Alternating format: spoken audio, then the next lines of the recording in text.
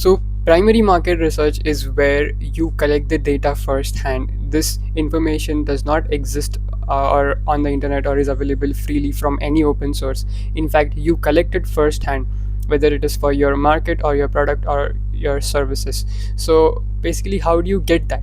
Right, so there are different ways to collect this information. One is that you conduct interviews with the right stakeholders, right? It could be an online interview or an in-person face-to-face interview where you sit with them, with the key opinion leaders, and discuss the different aspects about your market and gather the information from them real time. The other way to do that could be surveys or questionnaires, and that could be in person or sent via email if in person is not possible.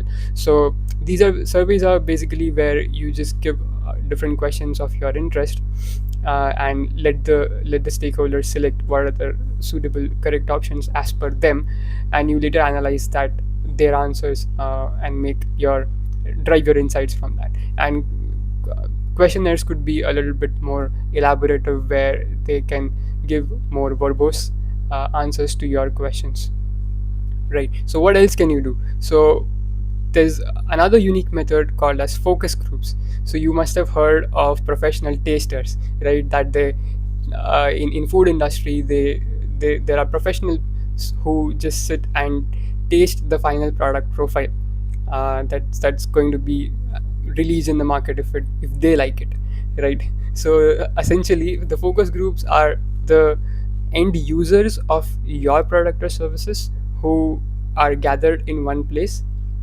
and are asked questions about your product, services, or market. And based on the feedback, you can iterate over your research process. Now, this kind of research becomes very useful when you are launching something new that does not exist in the market, and that is why, in the first place, there was no information about it in the market. Or once the product or service has been launched, you want to know more about it from what is actually happening in real time.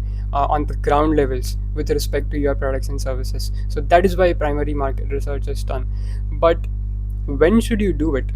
Right, should it be done right at the beginning of your research process or a little bit later?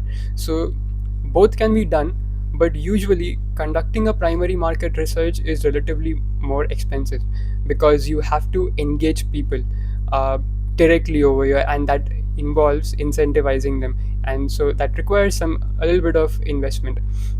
But to make it more effective and efficient, usually the process follows secondary research. So first you do the secondary research, have a preliminary understanding of your market. From your research, you will know, okay, these are the aspects that I understand and know really well, but these are the gaps in the information that I have.